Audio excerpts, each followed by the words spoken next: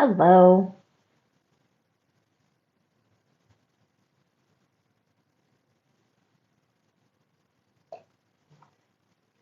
I'm a little early, but I'm always anticipating technical difficulties. Y'all know me. Hello. I'm very excited to have my book talk wife with us tonight, which, if you don't know who that is Taylor's Book Talks. She is my book talk wife. We are both tragically married, so we can't be real wives. So instead, we're book talk wives.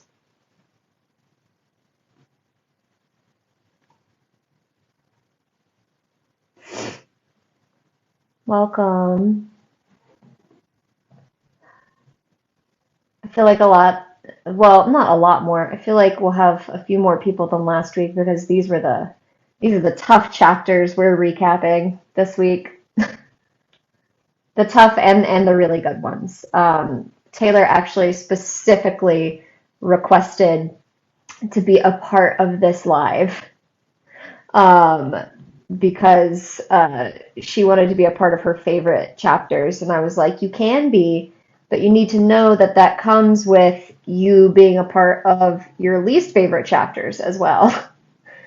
And lucky for me, she agreed. I also have the questions. If you submitted a question last week and we did not get to it, I have three more this week. If you did not get a chance to submit a question, I will ask everyone to drop it in the comments and we will do it that way. How's everybody's Thursday? Oh, thank God tomorrow's Friday. This week has been just ass, guys. How's everybody's week been? Oh, fuck. Oh, shoot, I mean.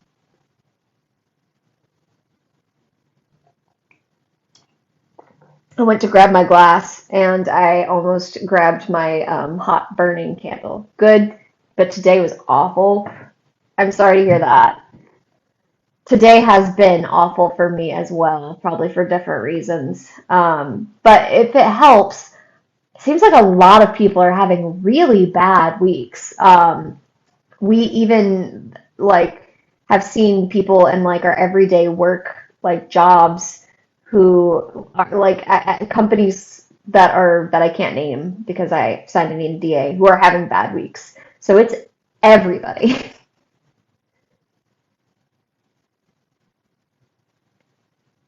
But I'm sorry to hear that. That sucks. Hey, Heather. We're just talking about how everybody's having a bad week.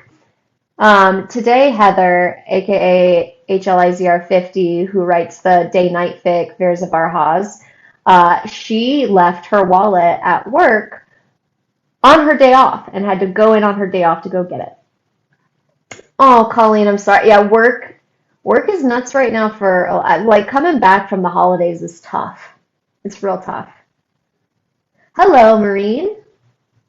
Well, I'm sure your name is, I bet your name isn't Marine. If you have a name you prefer I call you, please let me know.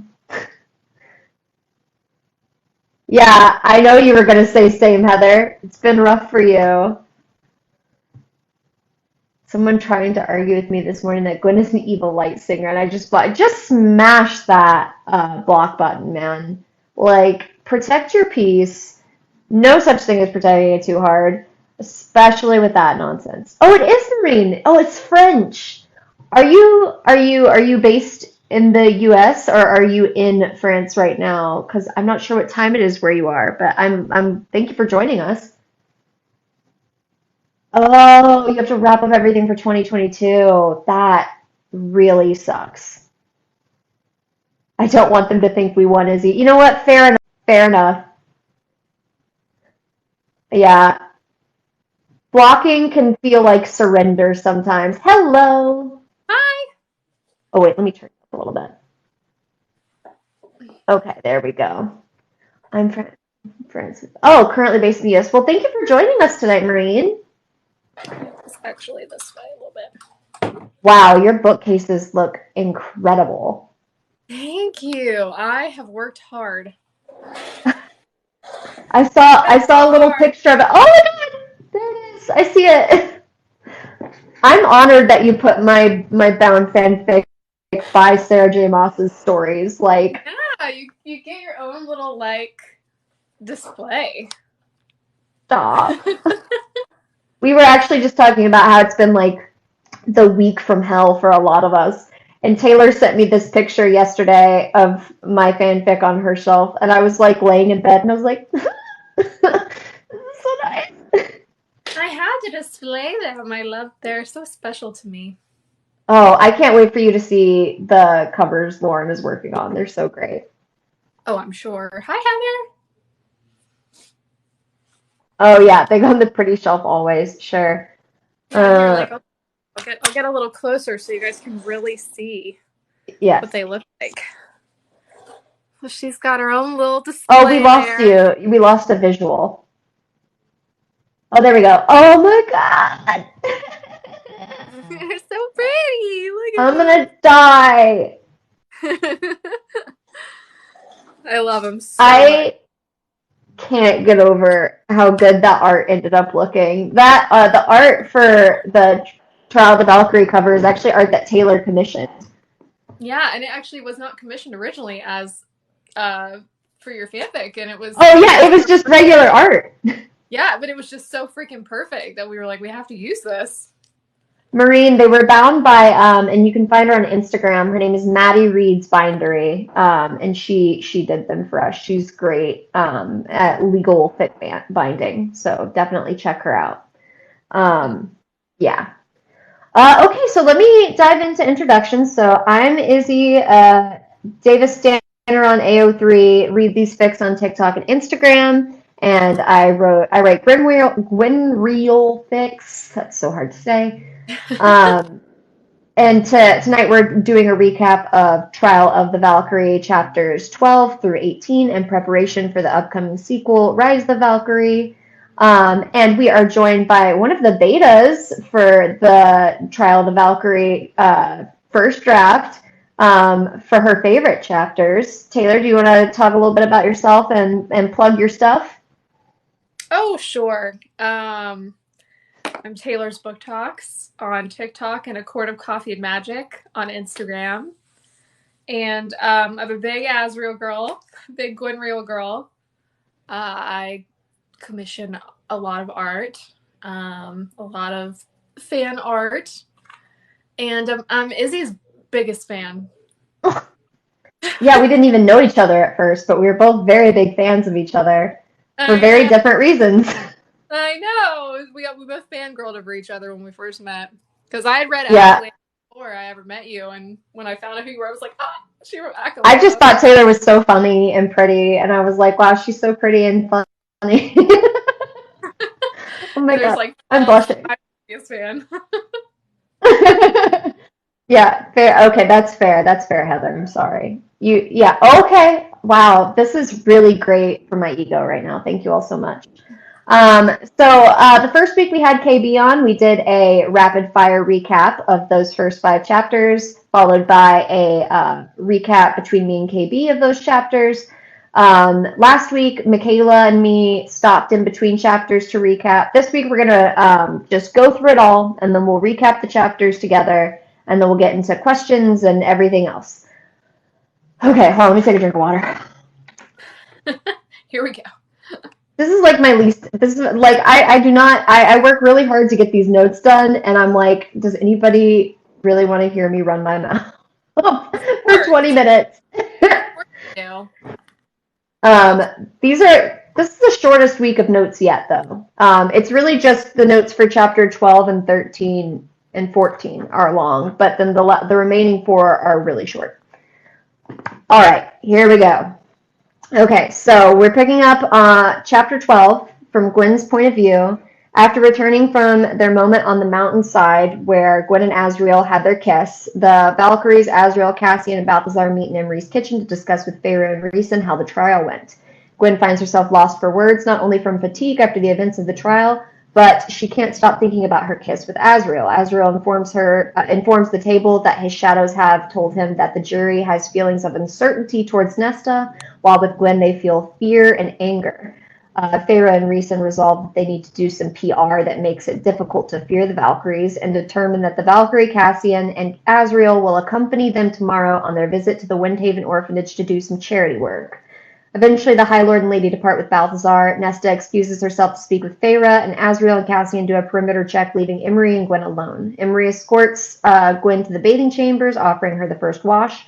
Gwen uses her bath to touch herself to the memory of Azriel's kiss.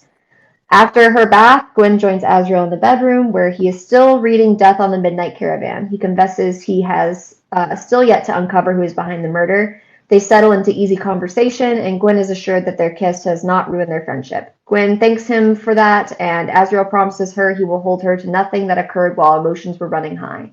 Gwen goes on to say that she just still has some things she needs to overcome before she's ready to be intimate again. Azriel says he's confident she'll conquer all her demons, given what she's already faced. Gwen goes on to ask him if he has any demons left to conquer, and he says he's a demon himself and that there's nothing remaining to overcome as he is one. Gwen insists he is not, and that books have taught her that nobody is just one thing. Azriel thanks her for her reassurance, and Gwen says that she'll always be around to remind him. He asks what if she isn't around, and Gwen replies that he needs to only look at his hands and remember what they did for her. They I love both sleep well that night. so much. That I part love makes me so soft. where he's like, oh, she's like, no one's like all bad or all good, and he's like, I think you're pretty good, and I'm like, oh, it's so cute. I just love them so much. The chapters that you get to recap are like the softest and the most hard. I know. It's a roller coaster. All over again. I was like, oh my god, damn it, Izzy. From Azriel's POV, at the orphanage, everyone separates to interact with the children, leaving Nesta and Azriel alone together. Azriel teases Nesta about how Cassian mentioned wanting multiple children someday. Nesta catches Azriel watching Gwen doe-eyed as she plays with a child, and he's embarrassed. Nesta teases him, saying that if he and Gwen are supposed to be a real couple, he should behave like Rhys and her and be enraptured by the sight of his partner being so good with children. Azriel blurts out that it makes sense for Rhys and Nesta because they have mates and he does not. Nesta leaves to join Cassian in playing with a group of girls, and Azriel reflects that his tongue has become awfully loose lately thanks to Gwen. Then again, he thinks that may not be a bad thing. Nothing bad has happened since he started being more open about his emotions, and he resolves that maybe he should thank Gwen. Watching Gwen, he finds himself imagining a family with her, feeling guilty for considering her in such a regard. He crosses to the other side of the yard to clear his head and remarks to himself that all these children seem happy and the headmistress Ariana is very kind. He realizes he may have been wrong about Illyria and that some of these people may be worth saving. Perhaps they aren't all bad like he assumed. Azriel's thoughts are interrupted by a 6-year-old girl in a tree above him who introduces herself as Octavia. She is curious about his shadows but not scared, and Azriel introduces them as friends of his. She also remarks that she likes his friendship bracelet, then notices his hands. Azriel waits for her to flinch, but she instead says that his hands are funny, and asks why they look the way they do. Azriel says he had an accident, and concerned, Octavia asks if he's okay. He tells her he's all better now, relieved she doesn't seem to fear him. Gwen approaches them, asking who his new friend is. Azriel introduces Gwen to Octavia, and Octavia remarks that she loves Gwen's bracelet as well. Before Gwen can give her her own bracelet, Azriel offers up one of his since he has two, giving the little girl his first friendship bracelet from Gwen, which doesn't have a wish on it. Gwen asks Octavia to wish on it, informing her that once the bracelet breaks, her wish will come true. On the walk back to Emery's, Azriel notices Gwen is wistful. When they arrive at the shop, Emery and Nesta whisk Gwen to the back porch with a bottle of wine, while Azriel and Rhys do a perimeter check. Rhys reinforces the wards on the shop, ensuring they'll hold up a while longer. Rhys then asks Azriel how his relationship with Gwen is since the marriage. Azriel informs him that things are good, but she seems sad, and that his shadows, as usual, won't impart what she feels. Rhys informs Azriel that he did research on Katrin and Gwen after they saved the children in Sangrava, and had a feeling that the trip to the orphanage today would stir some old memories in Gwen. He thought it would be good for her, but he understands how it may have had the opposite effect. Azriel asks for the details of Gwen's time in Sangrava, and Rhys reveals he learned that while Katrin was swimming in accolades on being a model priestess by other priestesses, Gwen's file was filled with compliments from the children on how she made them all feel at home. Rhys says that there was a reason Katrin Bardara told her sister to get the children out safely because Gwen was the only one who could. Azriel deduces that Gwen likely works herself so hard to make up for the sister who no longer can. That night, Azrael wakes to Gwen muttering in her sleep, a blood-curdling scream that pierces the night. End of chapter 12. Again, I It is Azrael's wife. Yes. And Yeah. Azrael's wife's wife. Azrael's. That reminds me of that thing from Parks and Rec where she's like, "This is my boyfriend, and this is my boyfriend's boyfriend." That's me, Izzy, and Azrael. I love that for us, actually. That's kind of like that's kind of a great thing. So that we can like just say that to each other. If you make that a meme, I will repost it so fast. I got it. I'll make it. Noted. All the while. Actually, you should just have Azrael introduce it. He should be April, and then be like, "This is my wife, Taylor, and this is her wife, Izzy." This is her wife, Izzy. I love it. It's perfect. Okay, one down. Okay, chapter 13. From Azrael's POV, Gwen is having a nightmare, thrashing and sobbing in her bed. Down the hall, Azrael can hear Nesta, Emery, and Cassian approaching. Wanting to spare Gwen the scene of being so vulnerable in front of her friends, Azrael attempts to rouse her from the nightmare. It isn't until he says her name that she awakens, and just before Nesta, Cassian, and Emery enter to check on her. Eager to hide her tear-stained face, Gwen buries herself in Azrael's chest, who holds her in return. When Nesta, Cassian, and Emery show no signs of leaving, Azrael looks at them and says, "I've got her." The three depart, leaving Azrael and Gwen alone. After a few moments of silence, Gwen confesses what her nightmare was about to Azrael. She was in Sangrava again, but this time, instead of the children of the temple, it was the children from the Windhaven orphanage, and instead of Katrin being slain, it was Emery. Azrael asks what he can do to help calm Gwen down, and she asks that he sing for her. Azrael hesitates, and Gwen rescinds the request, but Azrael sings anyway. The shadows dance and trill entwined to the melody, and Azrael notices that Gwen doesn't seem frightened or put off by the behavior. Instead, she is enamored. Azrael realizes then that unlike with Elaine, he doesn't feel like a monster around Gwen. She makes him feel like he's her hero. When he's finished singing, Gwen asks if he'll lay next to her tonight. Azrael agrees to and pushes their beds together, laying on his side and facing her. Gwen places a hand in the space between them, and Azrael twines their fingers. At his touch, she drifts off. Azrael's shadows impart that she feels peace, and he thanks them for finally helping him understand her emotions. He falls asleep. When he later wakes at dawn, he finds that in their sleep, Gwen has shifted to sleep with her head buried in his chest. He starts to extricate his limbs, but Gwen makes a muffled sound of protest and burrows further into him. Azrael surrenders to her embrace, burying his nose in her hair and breathing in her scent. From Gwen's POV, it's time for the next round of trial, and it's announced that today Emery and Balthazar will be testifying on Nesta and Gwen's behalf. Emery testifies that Gwen acted in self-defense, and that if she hadn't acted, Bellius would have killed them. Balthazar testifies that the Valkyries were being hunted and had no choice but to defend themselves or die. He also testifies that he was proud to fight alongside them. Once Balthazar and Emery's testimonies are concluded, Gwen looks at Azrael, who is consulting with the shadows. He conveys with a look that it's almost over. The magistrates then call forward the sister of one of Gwen's victims, and she approaches the front with a baby on her hip. Gwen is worried about hearing how she has negatively impacted this female in her child's life by defending herself, worried she'll drown in guilt. Nesta urges her not to listen, and Gwen insists that she must, or she is no better than the magistrates who won't listen to her. The sister confesses that her parents died 2 winters ago, and that it was just her, her brother, and her baby, that her brother had intended to come out of the right Aristian to gain a high enough position that he could provide for them better. Now she and her baby are alone. Gwen finds herself more angry with the female's brothers than herself for putting himself in a position where he could be slaughtered and leave her to suffer. Celio, the youngest magistrate, asks the sister to speak on her relationship with her brother, but is interrupted by Fabius, who instead asks the sister to speak about how her brother was with her baby. The sister seems surprised by this question and admits that her brother was good with her baby despite not being overly enthused when he learned she was pregnant, and did not know the identity of the father. Fabius goes on to ask the sister how she has fared since the loss of her brother, and the sister admits that times have been tough, but she's getting by. Gwen feels guilty that the female is now worse off, and Fabius remarks to his fellow magistrates, although loud enough for everyone else to hear, that while Gwen acted in self-defense, it has now resulted in a mother and child suffering, and they deserve justice. Nesta swears under her breath, and Gwen finds herself feeling sympathy for the baby and the mother, although she doesn't feel guilty for doing what she had to do to live. She also feels guilty that the sister has been brought up here to have her poor circumstances weaponized for the trial. Gwen speaks up, apologizing to his sister for the part she played in her brother's death and making no excuses. The sister seems surprised, and the magistrates are silently outraged that Gwen has spoken out of turn. The sister is dismissed, but not before looking at Gwen with an emotion the priestess can't quite define. Fabius warns Gwen that if she speaks up again, they will move forward with sentencing her without allowing the Valkyries the opportunity to plead their case to the jury. Gwen forces herself not to shrink back and instead says she understands. The magistrates request a recess so they can discuss next steps and depart.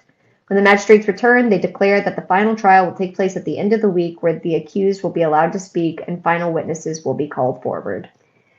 End of chapter 13. Yeah, Balthazar, I made him really sweet. Yeah, Like, I love Balthazar's role in this fic.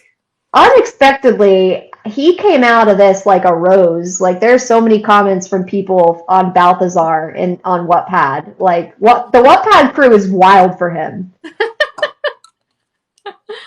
Wild for They're Bal. wild in general. Wild for Balthy. All right, chapter 14. From Gwen's POV. Leaving the courthouse, Gwen spies the sister and Celio speaking in the shadows of the forest beyond. She points this out to Asriel, who consults with the shadows and conveys that once they return to Emery's, he will impart what he learned. Back at Emery's, Asriel tells Balthazar, the Valkyries, and Cassian that while the jury was skeptical of Emery and Balthazar's testimonies, and while the baby accompanying the sister was a good touch to get the people to root against Desta and Gwen, the priestess's genuine apology swayed them just slightly. They were affected by her condolences. Their group celebrates Gwen's kindness, winning them favor, but Gwen flees their company, feeling guilty that her effort at expressing her regret has only served as a manipulation in her favor. She cries herself to sleep in her room. Gwen wakes around midnight to find Asriel in bed with her, reading Death on the Midnight Caravan. She explains to him why she fled, and Asriel tries to convince her that the intent of her apology is important, and it having a positive impact on the jury is nothing shameworthy. He also informs her that the exchange between Celio and the sister was the young magistrate paying her for testifying. Also, Juno was never actually sad, but afraid. The testimony Celio had paid her for did not go as planned, and in the woods he was giving her extra coin as an apology. Asriel did some research, and it turns out that the brother Gwen killed had criminal records for tavern brawls. He was very aggressive. Gwen and Asriel deduced that Fabius knew this, and that is why he interrupted the sister's testimony about her brother's behavior. He did not want the victim of Gwen's attack to be seen in a negative light. Neither Gwen nor Asriel can make sense of why Celio would pay for a witness to testify that would portray Gwen in a favorable light, but they decide to disregard it for now and take this whole trial one stage at a time. Gwen confides in Asriel that she's nervous about being found guilty, not because she's afraid of the punishment, but because she's afraid it will break her like Sangrava did to learn she is responsible for the deaths of those males. Asriel tells her that the only thing she will be found guilty of is surviving. He then tells her the story of his burn scars, relaying that after his brothers set his hands on fire, they were shackled in irons for a week. He asks Gwen if he is to blame for his brothers being punished, and Gwen says he is not. Asriel asks that she extend that mercy to herself. Comforted, but still unsettled, Gwen asks if Asriel will hold her while she falls asleep. He agrees. From Asriel's POV, it's dawn. Asriel wakes up to pain in his middle, and when he opens his eyes, he's sprawled on the floor. Gwen has accidentally kicked him out of bed. She apologizes profusely, and Cassian interrupts, coming to investigate the noise. Spying Asriel shirtless and Gwen in nothing but a tunic, the general excuses himself and apologizes. Humiliated that he may believe they slept together, Gwen covers her face in embarrassment. Asriel is amused and tells Gwen to go bathe while he sets the record straight with Cassian. As he approaches Cassian and Nesta's room, he wonders if Gwen will touch herself in the bath and think of him. Cassian answers the door, and Asriel states that nothing happened between him and Gwen. He spies Nesta in the back grinning. He makes the two promise not to say anything about it to Gwen. They agree and slam the door in his face. Feyre and Rhys arrive. They do a quick perimeter patrol of Emery's property with Asriel. They advise that if the final stage of the trial is coming up, the Valkyries should do one last push to gain some allies. Today, the female Illyrians will be training at the war camp.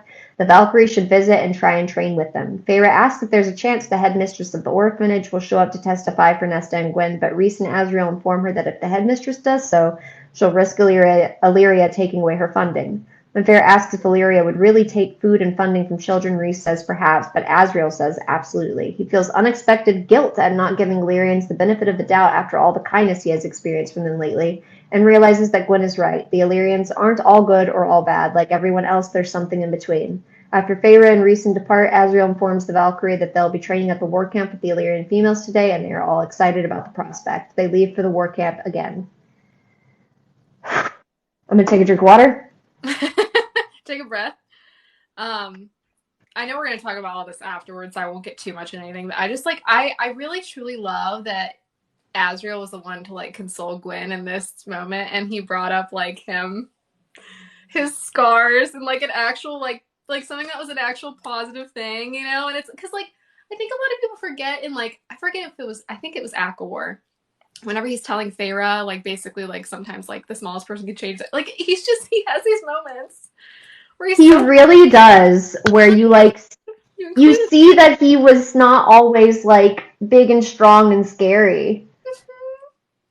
There are a lot of very sweet, like Asriel lore moments in Yeah, Rise of the Valkyrie that like turned me into a puddle for this man.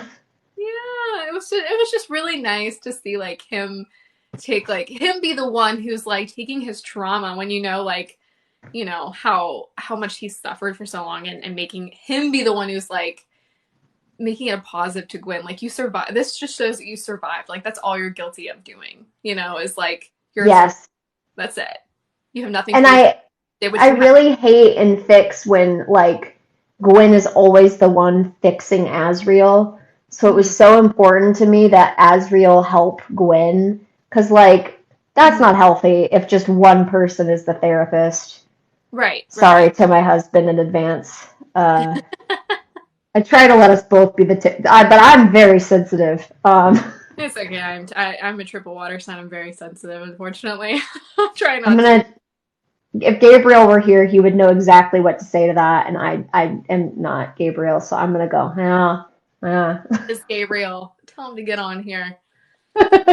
He needs to get 1,000 followers. If you're not following Gabriel Michael Prince, is his name on here, you really should. He's Lucian's voice actor for the graphic audio. Mm-hmm. So He's a go give him a follow. he's an absolute angel of a human being too. He's So literally the nicest person, I swear. It's very he's like he's an angel. he is an angel.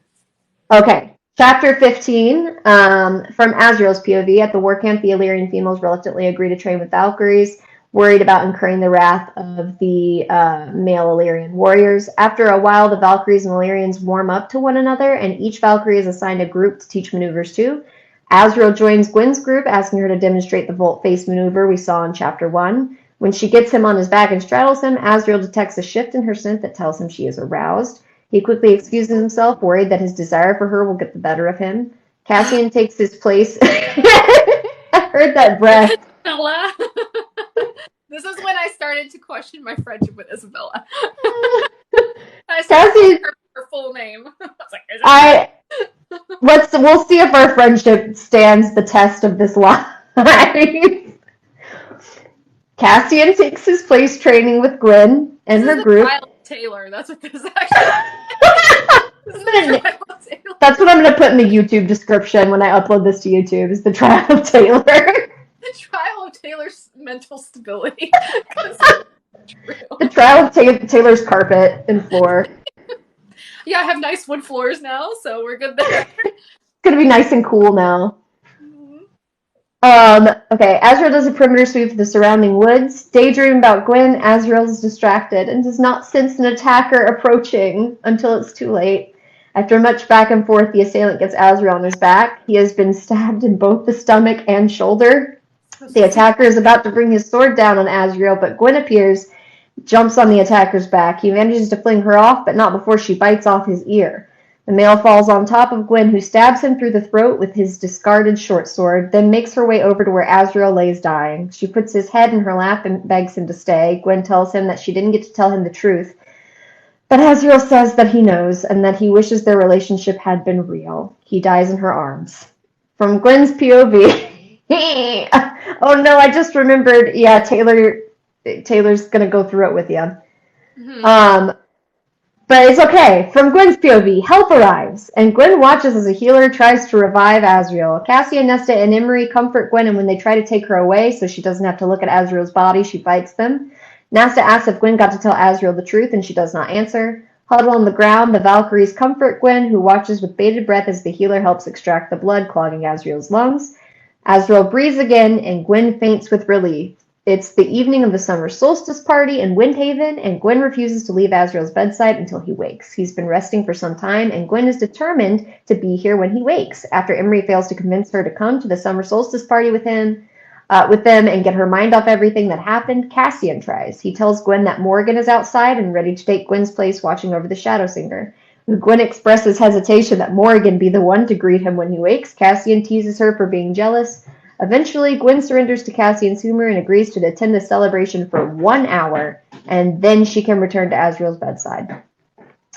This next recap is super quick because I knew Taylor was going to need me to get to the good part fast. This All is my right. favorite one. Chapter 16, baby. That's the chapter 54 of Trial of the Valkyrie is chapter 16. So sweet. All right. From Gwen's POV, Emery keeps Gwen company at the summer solstice party, but is distracted when Morrigan arrives. Gwen remarks that she's supposed to have stayed with Azriel until he woke up, and Emery remarks that her arrival means he must have awoken. Gwen strikes a deal with Emery to let her go spend the evening with Morrigan so she can return to the shop and check on Azriel. It takes some convincing, but Emery agrees. Gwen seeks out Cassian to escort her back to the shop, but is intercepted by Balthazar, who asks for a dance in exchange for returning her back to Emery's. Gwen accepts. As they dance, Balthazar apologizes for bringing Ilias to their would-be wedding, and Gwen tells him she forgives him. Balthazar also inquires about Azriel's health, and when Gwen says he's making a recovery, Balthazar asks if Gwen made him aware of the truth between them. Gwen says she will tell Azriel when the time is right. Before Balthazar can continue, the conversation is interrupted by Azriel, who steals the dance. During the dance, Azriel confesses his love for Gwen, telling her that where the cauldron blessed his brothers with mates, it has blessed him with her, and he no longer cares about having a mate. They kiss, and Gwen asks that he takes her back to Emery's. Azriel agrees. I couldn't think of an indelicate way to put this. Here we go. Back at Emery's shop in the storeroom, Gwen and Azriel have sex. He uses his shadows as blindfolds and restraints. I didn't know how to put that like eloquently, but that's what happens. Gwen is a brat. Gwen is a brat, and that's what you need to know. They end declaring they belong to one another, and Azriel engages in some healthy aftercare, and they lie in bed together. I love the aftercare. I mean, like, obviously I loved everything. Aftercare just got me. I was like, oh. The tea, when he brings her the tea. I know, and she thinks it's like a contraceptive tea. Like, no, I just wanted you to relax. Hey, Kyla. Yeah, she's like, that's my sexy sex haver tea, right? And he's like, no, it's just tea. All right. We have 2 chapters left. Chapter 17, from Azriel's POV. It's the day of the final stage of the trial, and Gwen and Azriel are standing in the courthouse waiting for court to begin. He reminds her that she is only guilty of surviving no matter what the magistrates decide today. The magistrates take their place, and Azriel's shadows impart that Fabius is waiting. Azriel informs Gwen of this development. The magistrates open the trial and announce that they have no more witnesses to call forth to testify against the Valkyrie. They're opening the floor to witnesses to testify in favor of Nesta and Gwen now. At first, it looks like no one will come forward, but Kira and her fellow female Illyrian warriors from the Windhaven war camp step forward and agree to testify on Nesta and Gwen's behalf. Once the female warriors are done, the magistrates ask if there is anyone else who will testify, and surprising everyone, Headmistress Ariana presents herself to speak for Nesta and Gwen. Once testimonies conclude, it is time for the magistrates to decide whether or not the Valkyries are guilty of murder and will be charged. Surprising everyone, the magistrates dismiss the case. Everyone is rather disbelieving, but Balthazar deduces that the few who testified in favor of Gwen and Nesta were strong enough to make the magistrates look bad, and that they likely decided to turn tail and run before they could be embarrassed further. Azriel and Cassian remain suspicious of their hard-won victory, but decide not to question it. They leave the tribunal hall and head back to Emery's. Back at Emery's, the Valkyries, Cassian, and Azriel celebrate over dinner and talk about what is next for them. Gwen and Azriel decide to openly court. Balthazar may move to Valaris. Emery has decided to continue running the shop and intends to invite the Illyrian female warriors to training in the House of Wind. Later, Cassian and Azriel patrol the perimeter, and Cassian tells Azriel he is happy for him and Gwen. He asks if he'll annul his marriage to Gwen and marry her again someday. Azriel remarks that they haven't discussed it, but he imagines that's the route they'll go. Rhys interrupts, flying in and informing them that Eris has sent a missive stating Koschei was sighted at the Autumn Court Barrow Mounds and that they must investigate immediately. Azriel and Cassian insist Rhys stay, knowing his death pact with Feyre is still intact. Azriel says he wants to make sure Gwen is comfortable before he leaves and heads inside. Azriel wakes Gwen and informs her of the situation at Autumn, and she says she doesn't mind him leaving as long as he takes Death on the Midnight Caravan and finishes it. Azriel agrees and kisses her goodbye, then departs. And now we are on, and it ends there. You're right. I knew when I was reading, I was like, this is too good to be true. There's no way. This is right before when I told Avery, don't worry, it gets worse. Don't worry, it gets worse. Chapter 18, from Gwen's POV. The following morning, Nesta and Gwen are helping Emery restock her store for the reopening. Emery says she hopes business stays dead, and Nesta encourages her to sell the property. Emery says she may someday. They are interrupted by a knock on the door. Assuming it's Morrigan, come to escort Nesta and Gwen back to Valaris. Emery answers, only to be met by two large Illyrians, who announce they are here to collect Gwen and Nesta to stand trial before the magistrates. The Valkyries protest that the trial is over, but they are informed this is a new trial. After a bit of resistance, the two males make a veiled threat about finding a way to destroy Emery's store if Gwen and Nesta don't come. Nesta tells Emery to send a missive to Rhys, and both she and Gwen leave with the two warriors for the tribunal hall. In the courthouse, alone with Gwen, Nesta remarks that what Fabius had been waiting for yesterday was for Cassian and Azriel to leave so they could be summoned to trial again without their husbands or maids to accept their punishment. They are interrupted by Fabius, who dismisses the claim as a coincidence, but the Valkyries know better. Fabius, Crispin, and Celio take their seats, and Fabius announces that the Valkyries are here to be tried for witchcraft. Both Valkyries deny the charges and state that when their husbands/mates return, they won't be happy. Fabius says he is sure Cassian will invoke the right to accept Nesta's punishment. However, he has a witness who can vouch that Gwen and Azriel's marriage is false. Ilias, the male who witnessed Gwen call off her marriage to Balthazar and was paid off by Rhys, enters the courthouse. He confesses everything. The second trial, including a jury, is set to take place later that afternoon. Balthazar and Emery arrive at the courthouse in between sessions, and Nesta and Gwen fill them in on everything. Balthazar says the High Lord and Lady will be arriving to testify on Gwen and Nesta's behalf soon, and that he's going to depart for Autumn to see if he can fetch Cassian and Azriel. The trial begins, and Rhys and Feyre arrive late, but are admitted as members of the jury who will wait their turn to speak on the Valkyries' behalf. The accusations of witchcraft against Nesta are dismissed when Feyre and Rhys testify she has returned all her magic to the cauldron. They show the memory of Feyre's death during childbirth to the magistrates with their Daemati magic. Rhys and Feyre vouch for Gwen next and her reputation as a priestess to try and get the charges removed, but are unable to sway the magistrates. Fabius declares that Gwen will be transported to a secure Windhaven facility. Emery offers up her residence again, and Fabius agrees with surprisingly little resistance. He goes on to say that tomorrow Gwen will undergo trial by fire, where she will be fastened to a pyre and set aflame. If she burns, she is not guilty of witchcraft. Feyre and Rhys have tried to protest, but the magistrates dismiss the jury. Rhys, Feyre, and the Valkyries head back to Emery's shop to regroup and strategize. But upon arriving, they find that the establishment is on fire. And that is the end of chapter 18. We'll be recapping the remaining chapters next week with our very special guest, author of Legend of the Huntress, Kyla Godin. If you cannot wait for that recap, you can absolutely go on AO3 or Wattpad and finish it now, if you haven't already. All right. Special guest, would you like to share your thoughts? On which one in particular? I am a monster, it's true. She is. She does this to me all the time, too. Like, she'll always be like, she'll send me, like, little things. She'll be like, so I'm thinking about this. And then it'll be, like, a way to, like, completely, like, shred Azriel's wings or something like that. Can you not? Can you leave him alone? Never. Never. Well, because here's the thing. When I was reading this, I was like, okay, well, we've already had one mortal peril. And then we had the whole thing with Azriel getting attacked. I was like, okay, it's fine. There's more mortal peril, I guess. And then this happened again. I was like, I know it's too good to be true.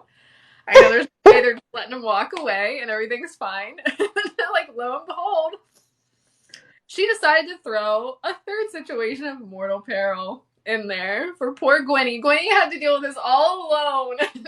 I kept trying to comfort you because I was like, but look, there's not that much left. Be happy that there's bad stuff happening because that means good stuff, and you did not care. No, I didn't. Nope, because it was an emotional roller coaster. Like, she put me at my highest high, and then she would drop me at my lowest low. I remember your exact comment was, "You're lucky there's more," and then you were crying for a new reason, which was the sex in the storeroom. Oh, it was great. Well, I mean, I loved the summer solstice scene. Like, I love this whole, group of chapters, but the summer solstice scene, like, just everything, just the way he comes in and he's like, I'd like to dance with my wife. And I'm just like, Oh, Asriel saying my wife is like the hottest thing to It's the me. hottest thing. And then he calls her love, and I'm like, dude, I need you to chill. Uh, Like, I need you. the part I left Avery hanging at was the end of that last chapter. Oh, no, no, no, no, no. I left Avery hanging when the magistrate said that they were being charged for witchcraft. Oh yeah, you were And so mad. Oh my she god. got stuck there. And I was like, I went off to go make soup. And I knew that I was going to come back and write them going back to Emery's store being on fire. So when Avery was like, oh my god, I can't believe this is happening. Like, oh, this is awful. Write more. I was like, well, when I write more, it's gonna get worse Wasn't it like because the morning or something her time? And she called you. it was like 11 o'clock at night her time. Oh my, Yeah, oh my it god, was yeah. bad. Avery Oh, was mad. she was mad. Yeah, I that that Gwynreal sex scene with the shadow restraints. Just if SJM doesn't make use of those shadows. The shadows and just the subtle good girl. I'm just like, oh, Oh, see. oh, the good girl. And the like little make me. I'm like, oh, here we go. Bratty Gwyn was something I did not know I was missing. It's just, like sometimes the characters just speak to you and you're just like, I'm pretty sure Gwen's. I really had no plans for her to be a brat. And then he started like bossing her around. Yeah. And I was like, I wonder what she's going to say. And I was like, She's they're oh, way too competitive with each other to not have that dynamic, in my opinion. Like, I can see them making everything a competition. Like, she's like, make me. Like, Like, oh, yeah. like, there's a reason that Sarah said that, like, both of these two are, like, extremely competitive and will, like, do anything to win, basically. If they are not Brat and Dom, I'm going to be really mad. Okay, I have some questions for you if you don't have any more thoughts on the chapters. Okay. Okay, great. So what drew you to fanfic in the first place? What was the thing that first made you look up and find fan fiction? I mean, when I was younger, I was really into like I was actually really this is my Tumblr days. I was really into like Harry Potter fan fiction. I actually never really read in any like big Hermione fan fictions, which I do want to read at some point, but I have such a long TBR, it's gonna be a long time. Yeah. But I forget what made me stumble upon Accolade. I want to say it was through Tumblr because I was like in 2020 and 2021, I really started to like get into like ACOTAR and stuff on Tumblr, and there was a lot Hmm. of shots and stuff, and I think your fic was mentioned. So Akalam was really what kind of spurred my love for like ACOTAR fan fiction and Sarah J. Maas fan fiction. But before that, you were a Harry Potter fanfic girly. Yeah, kind of. Like it was mostly just like Tumblr stuff, I didn't read any like really super long novel length fan fiction yet. I hadn't really Yeah. Akalam was the first one that I read that was really like a novel length one. And I just remember because I obviously I had finished Silver Flames and I was like, there has to be a fanfic out there somewhere that like will quench my Isn't thirst. that always the thought now, too? Is like you Yeah. finish a series and you're like, there has to be a fanfic. Yeah, exactly. And usually there is something similar. But yeah, I mean, before that, this was like I actually used to write like one shots and stuff, like Harry Potter one shots. I actually have About who? my one. It was the most angsty thing ever. It was like an OC. Well, it was like the reader with Regulus Black the night before he left to go destroy the locket.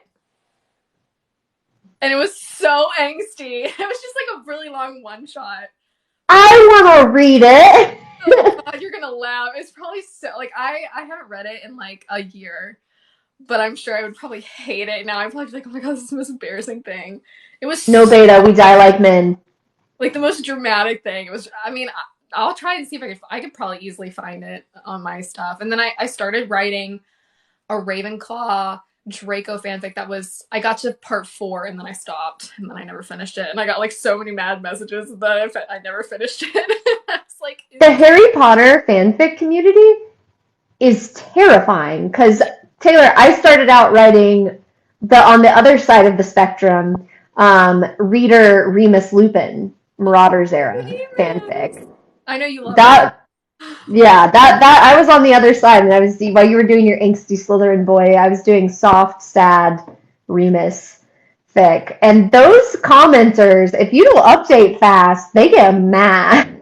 I know. Well, and the thing was, I never like was really into like when it came to like writing and stuff like that. Like I never did like Drary or Hermione or anything. It was always like the reader with whoever it was because on Tumblr we were a bunch of thirsty bitches and we all wanted to imagine ourselves dating like Sirius Black and stuff. Absolutely. So like pretty much all of the one. I'll have to. Oh God, you cannot laugh if I send them to you. Oh no. Uh-oh. Oh, there you Oh, go. now you're back. You're back. Yeah, you can't. If I find them, you can't laugh. Okay. I think we both froze for each other. Oh no. I won't laugh. I would never. You're gonna be like, oh my God, Taylor, don't ever write again. I would never laugh at somebody's writing. You know Nope, better. Unless writing. it's Zodiac Academy. Okay. I still need to continue that series, so I did. You can't tell, but I dyed my hair blue on the ends, but you can't really see it. No, you didn't. It wasn't because of Zodiac. I love that. It reminded me of it. I was like, oh yeah. I No. love that. Okay, so are there any what's like a tag that a fic can have that makes you go, okay, I'm gonna read this? Man. For some people it's like one bed, for some people it's dead dove. Like, what's yours? I don't know. She's like, that's between me and God. You don't need to know. I mean, honestly, like it's mostly the pairings that I look at, really. I mean, I'm not like I don't really go searching for like certain tropes, but usually like certain pairings or characters. Like I have been hunting for a Theonaut fanfic for I don't even know how long, and I can't ever find one. I'm just like, Wow. yeah, so like it's mostly just like Gwynreal or Pairings. yeah, like Asriel OC or whatever it is that I feel like reading at the time. That's mostly what I look. I don't really look at the tropes because most of the time I'll read whatever, when it comes to something like that. But I get that. All right, so now I have questions from the audience. These are recycled from last week because I forgot to ask. Well, they're not recycled. They're ones I didn't get to last week because I forgot to ask today on Instagram. One question I got was is Balthazar in Rise of the Valkyrie? He shows up for like a hot second, but he's not a big featured character again, mainly because, and this isn't a spoiler, they spend most of their time in the Autumn Court. There's really no need for him to be there. plus Izzy, she's gonna just come out with this giant Balthazar love story fan one minute. I've actually okay, but you know what? No, like I didn't say it in the story, but Balthazar and Kira are like together. And if you don't remember, in Trial of the Valkyrie, Kira she spars with Emery, and her wings are not clipped. In my head canon, her and Balthazar are together. Like at the summer solstice, they dance together and stuff. Aww. So Balthazar has a person. He's busy fucking Kira. He can't be with them all the time. This question's for both of us. Who would you rather see get jealous, Gwen or Asriel? Asriel, 100%. This is hard for me because I don't see Gwen as a jealous type. Mm-hmm. So if she did get jealous, I would assume it was some like preternatural mating bond thing, which I would be down for mating bond affecting Gwen. I could see it being like not like her getting like jealous like what we normally think of as like jealous, but almost making it like an okay, I can play this game, and then like her making him jealous. Oh, that would be hot. And being like, wait a minute. I really hope that if we get a jealous Asriel scene, we're in his head for all of it. It's gonna be great, glorious. I want jealous Asriel. I want Asriel in literally every form possible. So. There's something about when because if they're going to be idiots to lovers like we think they are, if it's idiots to lovers and he's jealous and he realizes that he like is in love with her because he's jealous, I need to be there for that moment. Mm-hmm. Mm-hmm. Um, I have one more question. If you guys have any questions, Gwen Reel, Thickwise, or whatever, please drop them. Um, do you think, and this is one of my favorite questions I've ever gotten, do you think Azriel reads? And if so, what does he read? God, you know, I that is actually something I really, really want for him is for him to be a reader. Because Yeah, the thing, obviously, like, you know, he enjoys like the solitude and stuff, and I can see him like reading as kind of like a form of like escape almost. But when he got Nesta the reading light, I was like, only a fellow reader would really know the importance of that, you know?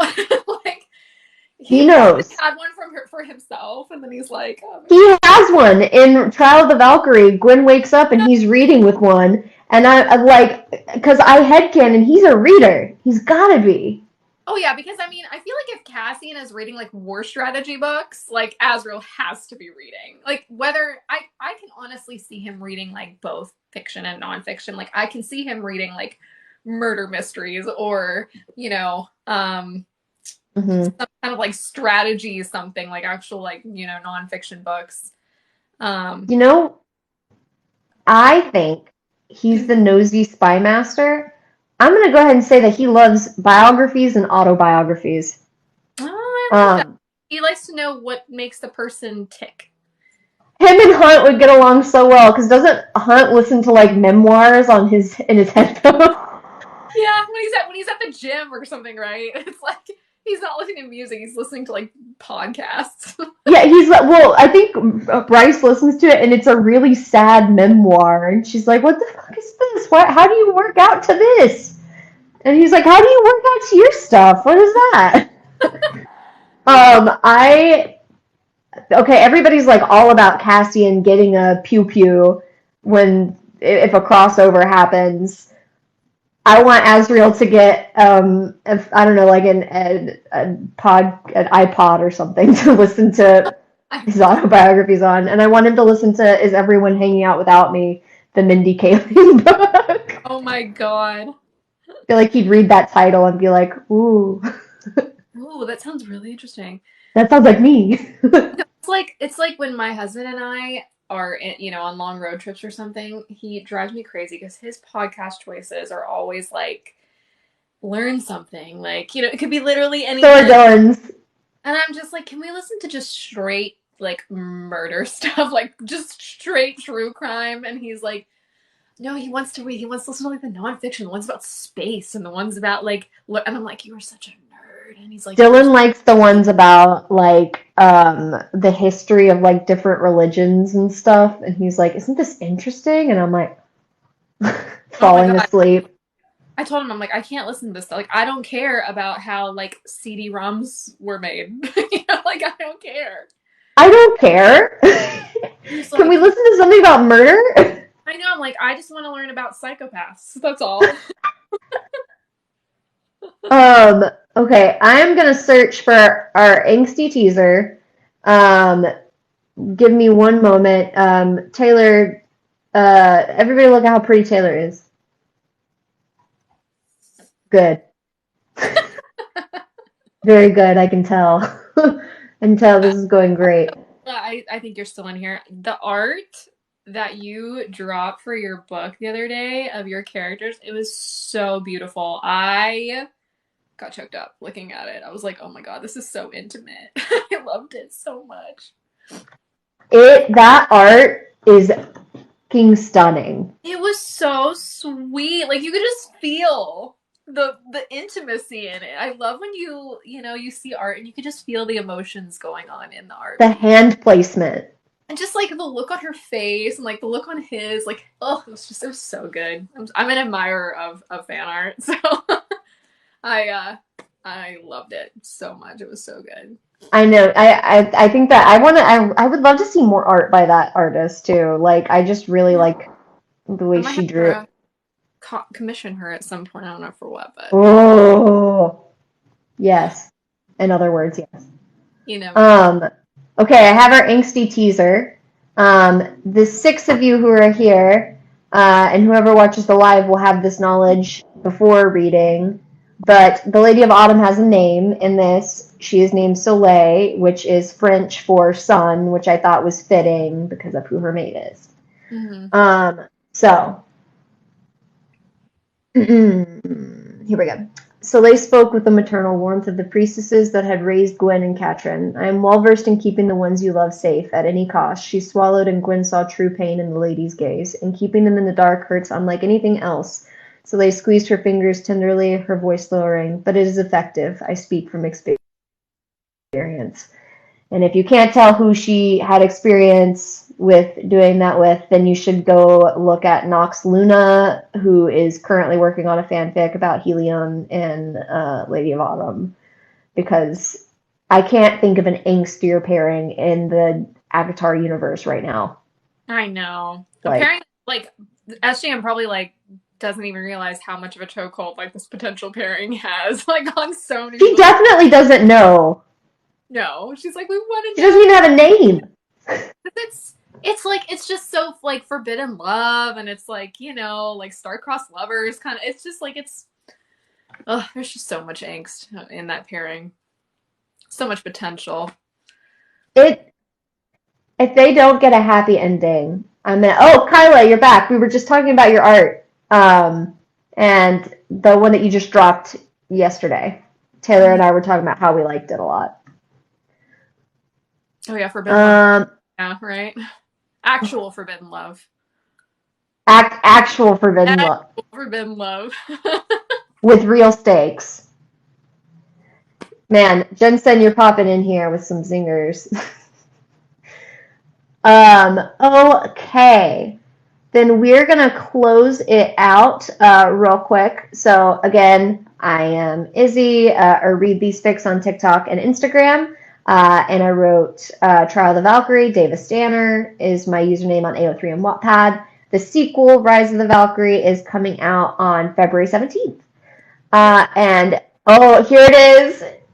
It's so pretty. This is the bound copy by Maddie Reed's Bindery with the art that Taylor commissioned by Sarah Mirza, I believe is her name, Yeah. Sera. Yeah, Sarah Mirza. Oh, the inside.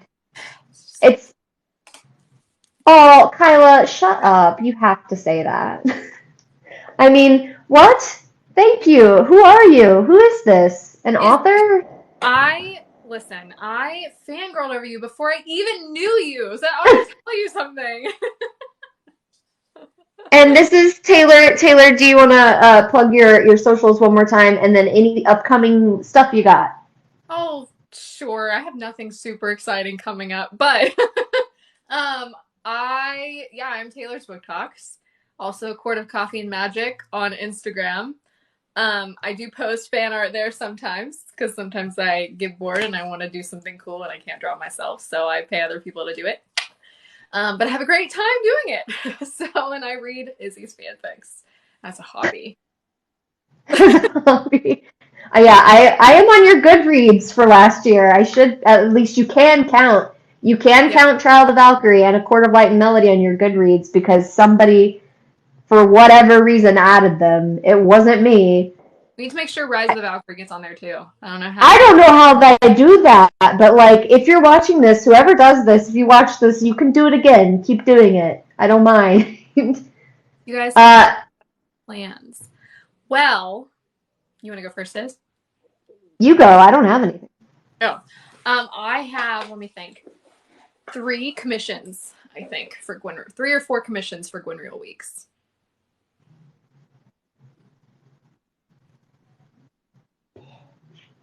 I love that for us. Izzy, I love that. In a sneak peek of I think 2.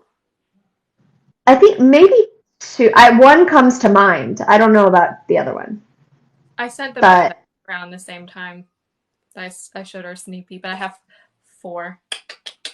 The one that comes to mind. Oh yeah, plug the Frat Pack book club. The Frat Pack book club. They're currently reading. There is a link to the Discord. Join our Discord. There's already like 150 people on there, so it's a nice, fun group of people. We're all reading City of Gods and Monsters, which is, hold on, wait a minute, I've got it right here. This is the first book in the Frat Pack book club. It's a chonker. I will unfortunately not be there for the first one, but I'm going to be there for the one after that because I got a lot to read this month. So, but this is the first one. And then every month we're going to be picking a new book to read and going. Oh, Taylor, I found the other one. Y'all are going to die at the other one. It's incredible. Which one? Gonna die what? The other art that I could not remember. Oh, yeah. By who? Wait. Oh, the artists? Oh, yeah. Author. I think the artist. Oh, let me think. Who? Karis Alexander is one of them, or it might be Karas Alexander. I don't know. I might be spelling that wrong or saying that wrong. And then Luxury Banshee is another one. And then who's my other one? Oh, Tina something. I have to look at her exact username, but I'll be plugging it. But I've got great artists, so I'll just be uploading new chapters of Rise of the Valkyrie. That's my contribution for Gwen Real Week. I still like 3 Asriel portraits that I have to post eventually. Okay, just give me a heads up before you post them so I can prepare myself. No. No. Okay. Sure. Fine. Hi, Hey, Hannah. I'm working hard. They're all finally up and beautiful. Are you in a new place, by the way? No. Oh, just got a hardwood floor now. Yeah, they updated our hardwood floors. I want to say last year. I remember that from ages ago. It was a nightmare. It took like 3 months. Yeah. It was a nightmare. I was gonna say this has been going on for a long time. Yeah, it's been like in the works for like a year, and it took like 3 months to get done, and it was just. And then they left like piles of like old carpet and like extra wood like in our garage for like 2 months, and like it was just right. It was a mess. Right. Did I miss? You did, but it's okay because I'm gonna post this on YouTube tomorrow. Yeah. So it'll be up by probably like 3. I know Kenny posted on her stories earlier. Yeah.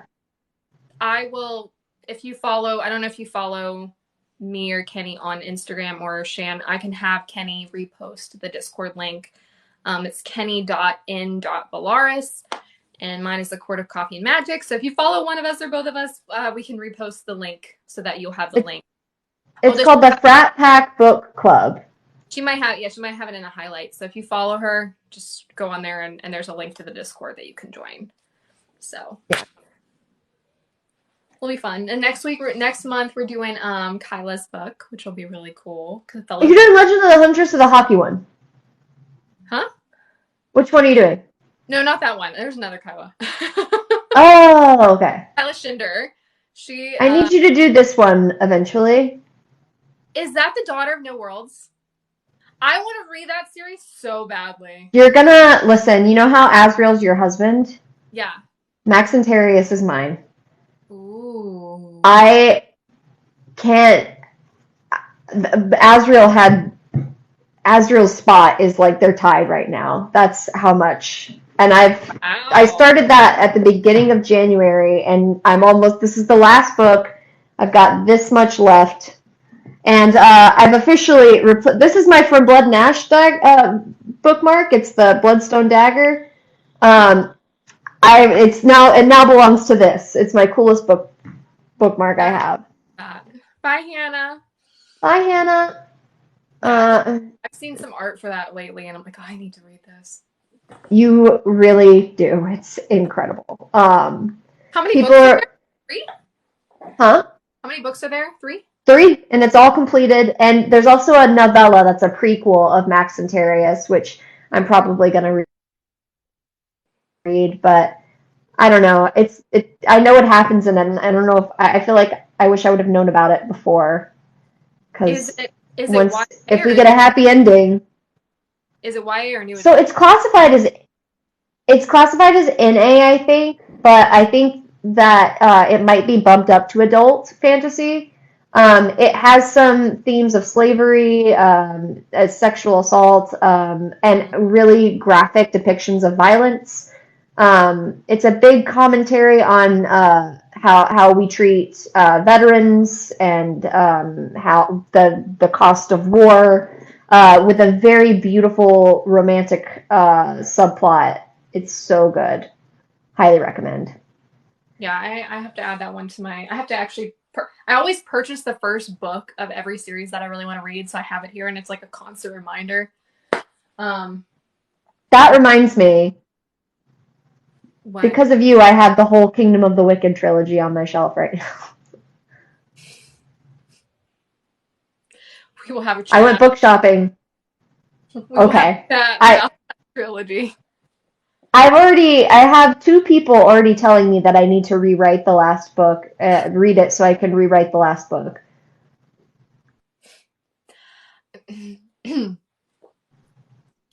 But it was $10. It was 50% off, and I was at Barnes and Noble with Alex Marcella, and I was like, I've heard things about this, and she was like, you might as well get it while it's $10, and I was like, that's true. Yeah, I mean, honestly, like Wrath is fantastic. Amelia, I don't really. I'm not really Amelia's biggest fan, but the last book was just like I loved books 1 and 2. I've just heard it was messy. It's just it wasn't what I thought it was going to be, and that's probably that's part. I mean, I know a lot of people enjoyed it, so it's either or. You know, a lot of people liked it. I just wasn't one of them. But I love Wrath. Like Wrath is fantastic. I love Wrath so much, and she's gonna be. And I definitely want to like check out her other books that, um, she's. I think she's doing spin-offs of the other Demon Princes. I So, really liked Stalking Jack the Ripper, which she wrote. mm-hmm. Um, I thought that the second book, which is Hunting Prince Dracula, I thought it got really kind of convoluted and messy and forgot what it was about. Mm-hmm. So but I would recommend reading the first one because you're gonna love Thomas Cresswell. Oh yeah, yeah. My next couple of reads, actually, I'm reading the Addicted series right now, which let me tell you, I am not a contemporary. Well, I thought I wasn't a contemporary girl. Like, I'm not a fluffy contemporary girl. Like, I'm not really into like the cartoon cover standalone like things. It's just not. Hmm. I need like deeper subjects, and like more time for character growth and stuff. So I've been reading the Addicted series, which is, Shan. She's been like obsessed with that series, and she recommended it, and was like, you have to read it. Let me tell you, I there's a character in that book series that has stolen my number 2 spot. He is right after Azrael. He's like my contemporary Azrael. Okay. I was literally talking to Dylan about a contemporary version of like Asriel, and he was like, I feel like that would need to be like a hockey player or a football Well, player. yeah, Jen is writing that, the bargain, which is freaking fantastic. It's so good. She did a When fab. she started writing that, you were the first person she thought of. She came to me and she was like, I can't wait to see what Taylor's reaction was to this. It's literally a combination of like 2 of my favorite men. Yeah. It's like, oh my god, this is my dream come true. I did ask her the other day. I was like, if I found someone to bind it, can I bind it? And she was like, oh my god, of course. I was Yeah, like, that's like the biggest compliment you can give a fanfic author, I think, is that you want a physical copy of the. I remember when people were telling me, I found a video where this girl was instructing people on how to put fanfics on their Kindle, and she was using Akalam as an example. And she wasn't even bragging on my fic. She was just like, this is one of my favorites, I'm going to put it on my Kindle. And that was the first time I'd seen somebody want to consume it outside of AO3. And I was like, hi, that's mine. Oh, um, um, but yeah, no, he's and when I say he's like my contemporary Azrael, he has similarities to Azrael. He's like a broody, like like kind of harsher guy or whatever. But Mm. it's just funny because there's like little details about him that I was just like, oh my god. Like he smells like oh, he has like a woodsy scent, and he carries like a pointy object like on a strap on his leg, and I'm just like, hold on. But he is also very different, but he's great. But so I call him my contemporary Asriel because he's like my number one contemporary man right now. And granted, I haven't read a ton, but I'm in love with him. Oh my god, I love him so much. You need to read it. It's great. I'll consider it. And then you have to I'll read think. chapters. You have to read the Infernal Devices. Isabella, I don't know if I can do that. I don't know if I can do Isabella. it. I'm scared. I know how it all ends, and I don't know if my heart can take it. Don't be scared. It's so good. It's so good. You And want me to believe it's so good when I witnessed your suffering. well, yeah, but it's great when books make you suffer. You're gonna suffer, but you're gonna be happy about it. I tell you what, how many books are in the Infernal Devices? Just three. If you read the Daughter of No Worlds trilogy, I will in tandem read Infernal Devices. I will. I want to. I just don't know when I will get When you do that, I will read that. I will do it. We'll do it together. because I have to read. I'm also reading. I am gonna try and read Zodiac Academy, and then obviously I want to Okay. the Addicted series, but I want to read the other Shadowhunter series, which is the Dark Artifices and the Last Hours. So, Oh, okay. I wasn't sure if you meant the City of Bones stuff because oh no, I don't want to read the Mortal Instruments. I've they're heard, bad. yeah, I'm not interested in that one. I've heard the other two are a lot better. Taylor did not experience that, though, so What? she can't yell at me. Oh, Izzy, you recently murdered all of us. She's talking about I Will Find You. Um, listen, Oh, that was yes, listen. she does. What, Rizier?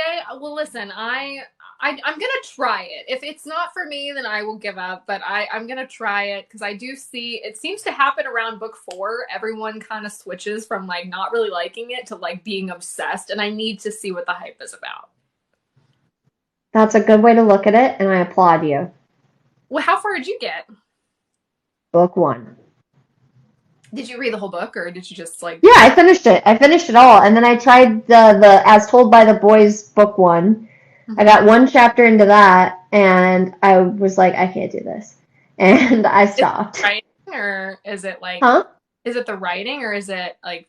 I mean, I'm okay with the writing being bad for me. My big problem with Zodiac Academy is that I don't find the plot to be compelling at all Mhm. because the characters say the problem with everything, which is that our two main girls, and this isn't a spoiler, they don't want this throne. These boys do want this throne, and the boys are like, we're gonna bully them so that they don't take the throne. And the girls are like, oh no no no no no, we don't want it. They And just they're like, school and like get money. That's all they want. and they abuse them and bully them within an inch of their life. That's not like an exaggeration. And at one point, one of the girls goes, why do you do this? You know we can't fight back. That can't be fun for you. And they go, hey, don't point that out. And I was like, Yeah. this is so. I feel like if you're really into bully romance, you're gonna really enjoy yourself. But there is no romance in book one at all. If you go into it looking for that, you're not gonna find any. Well, I mean, what makes me nervous is the fact that like people are like, oh, you have to get like 3 books in to like the guys, and I'm like, that's a lot of books that I have to read in order to And like. the books are very long.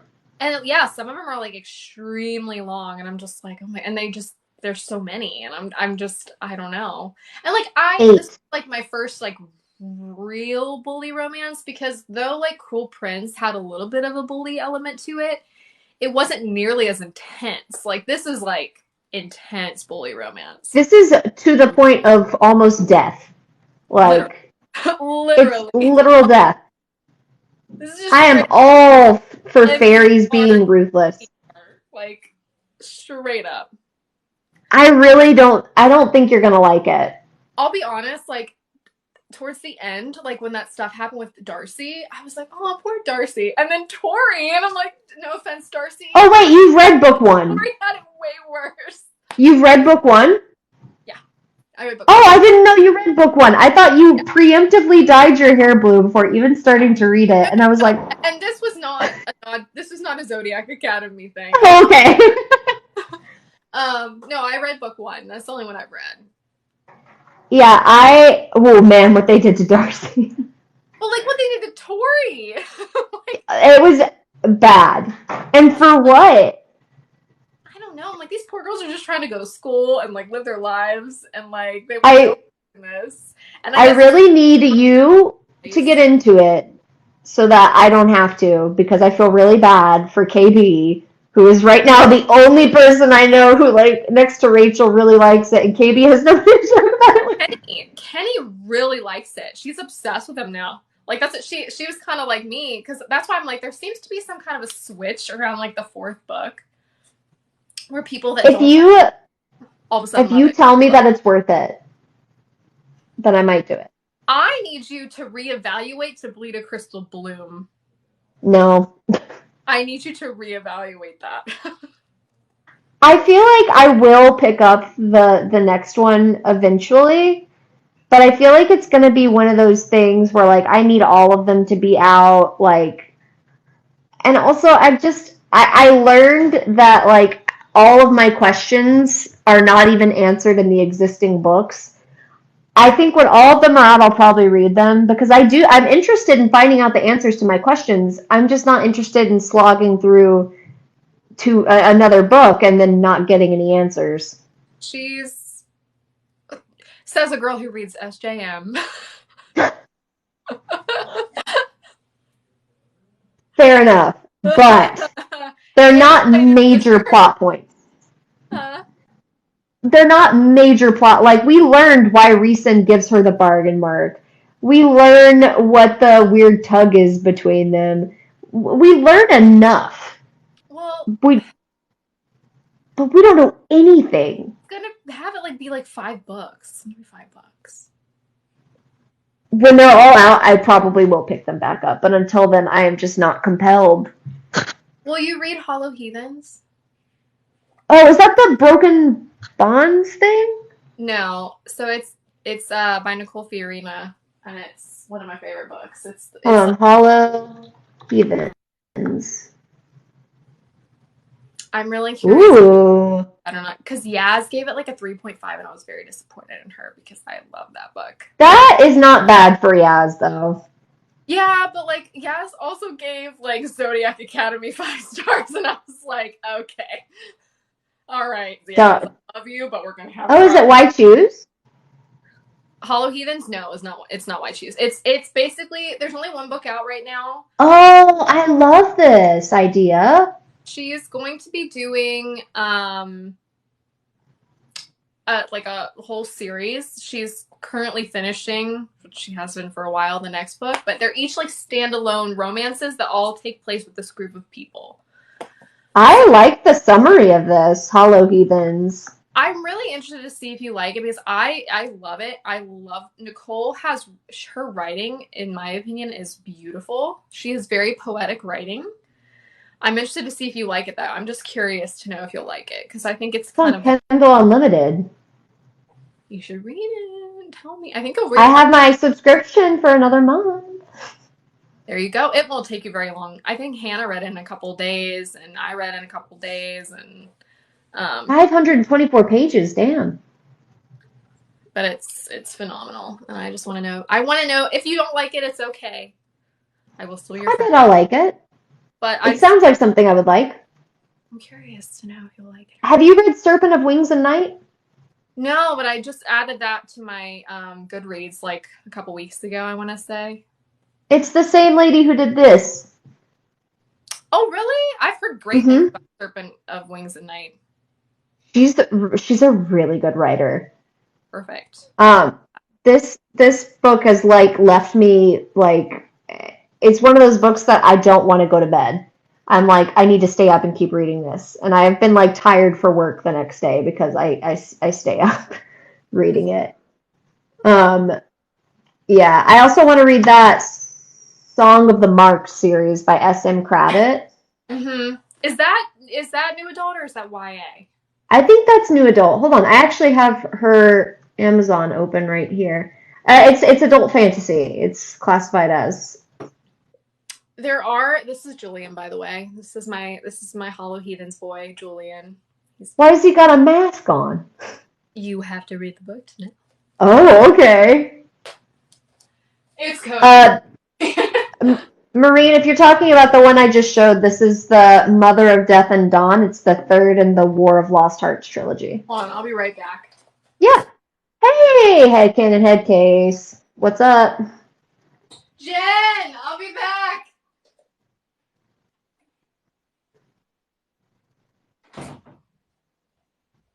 What was everything you wanted it to be?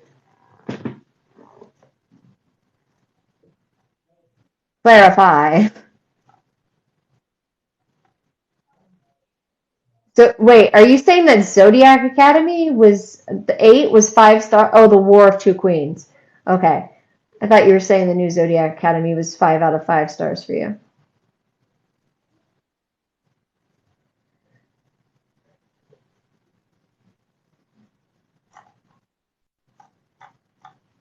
I can see the War of Two Queens being 5 stars for a very specific amount of people. Not for me though. Uh, I felt bad that she was getting review bombed, so I gave it 5 stars. But in my review, put the star rating I actually gave it, which was 2.5. And then later I changed my grades once she stopped getting review bombs. Uh, 3 stars. It's not bad. Ugh, take my hair out of this braid.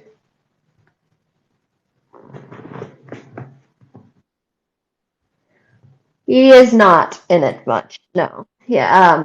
I think she personally, if I were her, I would not have waited that long to bring Castiel back. I think or rather, like they're reunited, but there's not much for him to. They don't get reunited till late, and there's really not much for him to comment on when he's locked in a dungeon.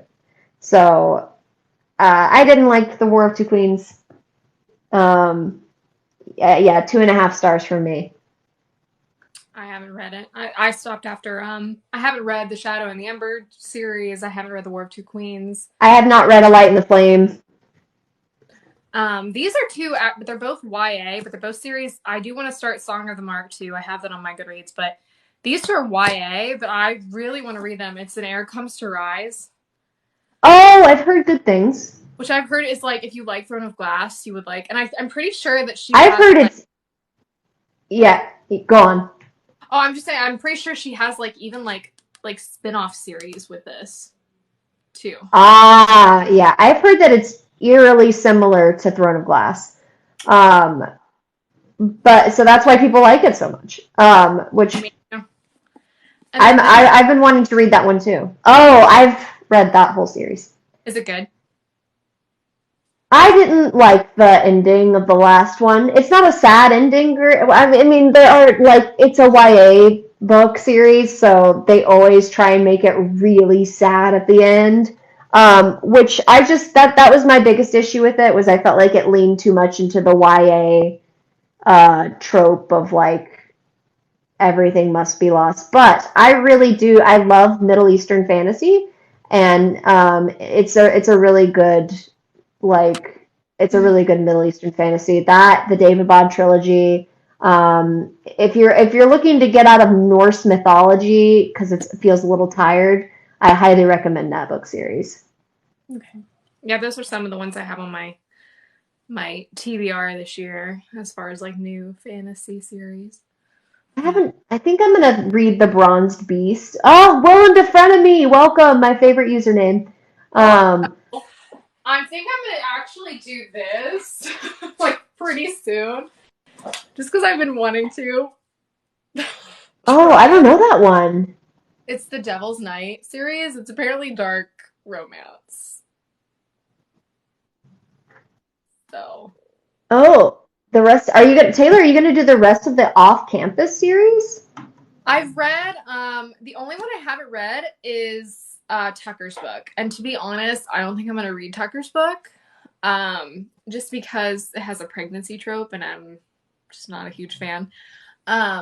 And then I just want to read the Legacy, but I do need to read the Briar U. I haven't read the Briar U series yet, but I do plan on reading it. I have the Chase, which I think is the first one in that series. So I don't like the lack of plot for half the book.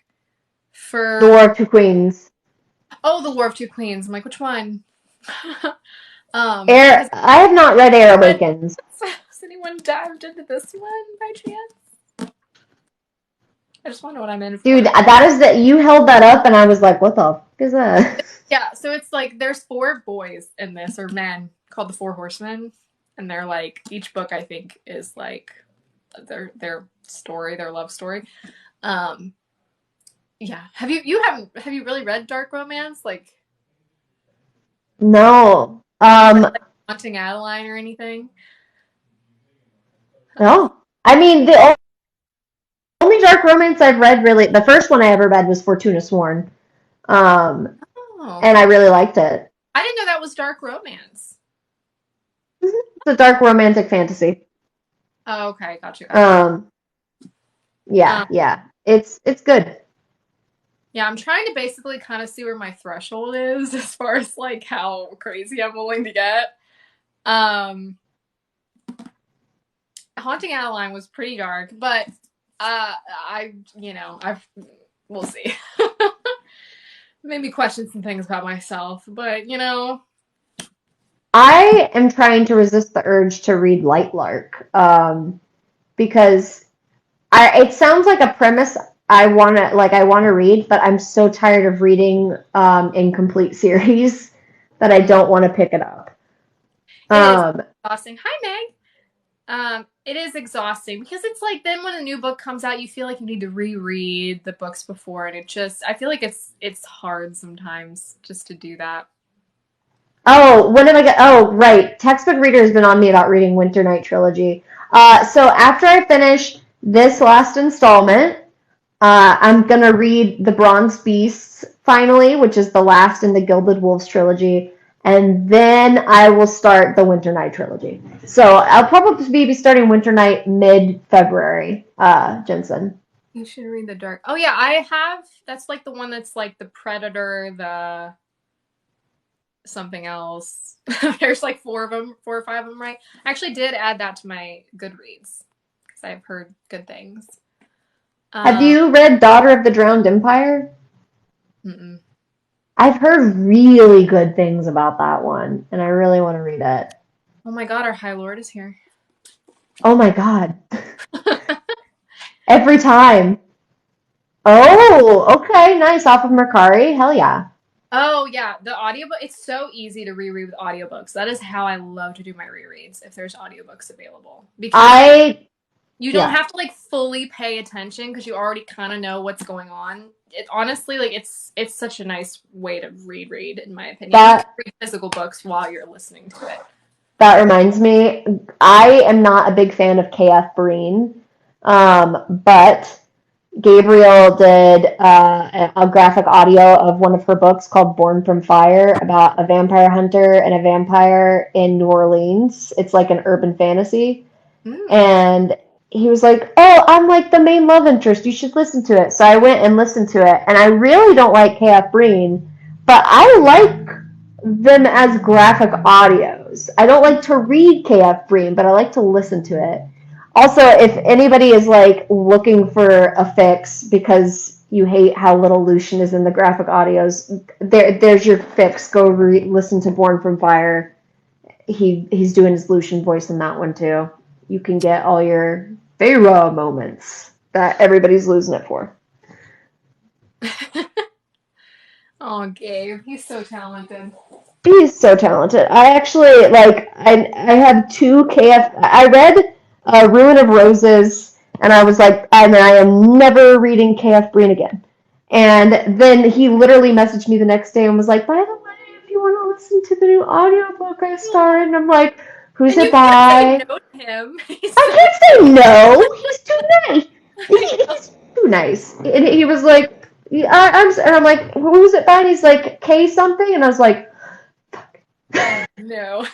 fine, fine. No, graphic audio is great. I mean, I'll be really interested to see how they handle Silver Flames. But, Yeah, I'm very curious about Silver Flames. And I think they announced that Frost and Starlight is next month. oh, isn't it? Yeah. Yeah, so I'm excited about that. I think Morrigan's POV in Frost and Starlight is third person. Um, so we might get a taste of how they're going to handle Silver Flames in her POV. Oh yeah, I can actually probably look. Let me see. Yeah, check that out. Oh, let's take a gander. She's got the original Frost and Starlight. Look at her. Oh my God. It's towards the end, right? It was like the final one. Yeah, well, she has a couple. She has one towards the end as well. I think she has three total. I think that'll probably be the easiest. Oh, there's Reese and Farah. All right, where are you at? Oh, there you are. She lied to Farah. Yeah, it is in third person. Okay, so I bet next month we'll get an idea of how they're going to do it. Yeah. I think it's only going to be one part, too. I never noticed that Moore's was randomly third person and everyone else's wasn't. That's weird. Well, no, Nesta and Cassian's is third Well, I person, mean, too. just in this book. Yeah. In Frost and Oh, Stone. no. Nesta and Cassian's POV is in there, and they're third person. Is it? Yeah. It's been a long time since I've read this one, but. Yeah, there's like the fight that they have, and there's the scene where Cassian puts the river, the present in the Cedra. You're right. Yeah, literally everyone but Feyre and Reese. Like Meg said, yeah. I guess maybe she was just trying to bridge the gap between the two. I feel like when she was writing Frost and Starlight, she was like, who do I want to write about next? And was just dabbling and figuring out, yeah. And then realized she wanted to do Nesta. I mean, I felt like when I finished the Frost and Starlight, I can't believe I forgot it. I like it. There was no question in my mind who the next one was about. Like, I was like, we got to figure out what the fuck is going on with Nesta and Cassian. Because they did like a total 180 from the end of Act War to how things were in Frost and Starlight, and I was just like, okay, something's happening here. Like there's Yeah. I had somebody comment today that Elaine's book is definitely next, and there better be Lucian POV. And I was like, this is a new one. I've never heard an adamant Lucian that Elaine's book is next. Okay, at least like they're not. They were Lucian. They were just certain her book was next, and yeah, they're halfway there. I was like, okay. After I finish, I know I have a to rant. It's about the POVs, which nice. You absolutely would. I love that. Barnes and Noble booksellers, they do the absolute most, I swear. When me and Alex went to the Calabasas Barnes and Noble, we both didn't know if our gift cards or our membership cards had expired. And we were like, oh, she handed her, she was like, I'm not sure if this is expired, I can use it. And they scanned it, and the lady goes, oh, no, it's not expired. Did somebody get this for you for Valentine's Day last year on the 15th?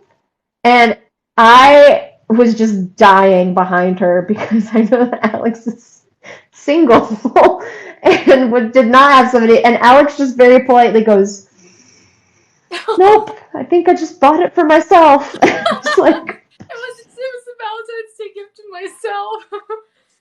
Oh. This poor Barnes and Noble bookseller felt so bad. She was like, "Oh, I'm so sorry. I'm sorry." And it's like, it's okay.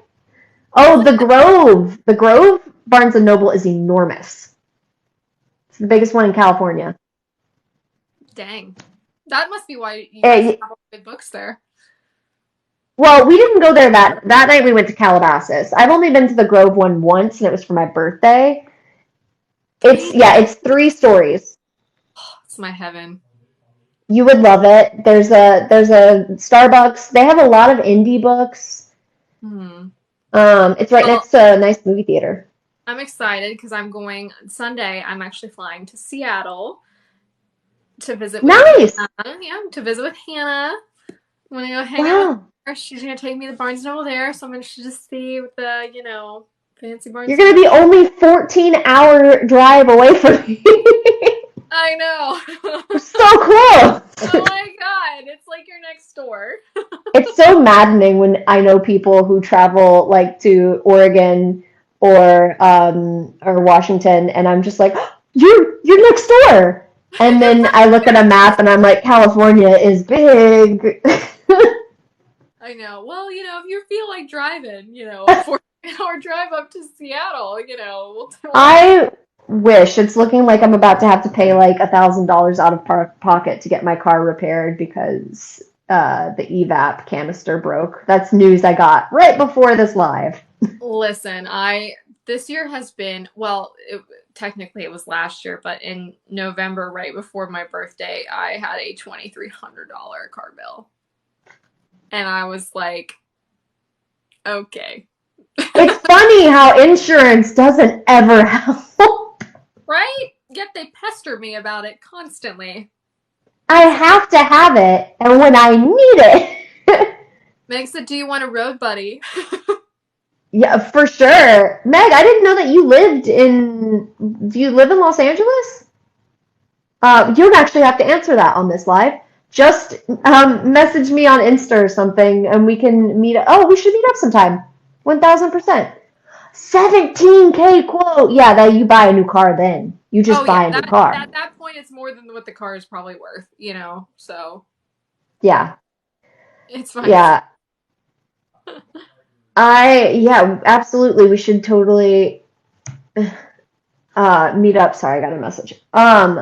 Well, thank you so much for doing this live, Taylor. Yeah, I think you had to do a 6 chapter live because we had to get your favorite part in there. I know. Um, I was like, if she's gonna recap the part she hates, she has to do the part she likes too. And then next week we'll be joined by Kyla K. Godin, the author of Legend of the Huntress. Tomorrow, this live will be up on YouTube where it will live in perpetuity. All right. Everybody have a lovely night. Thanks, Bye. guys.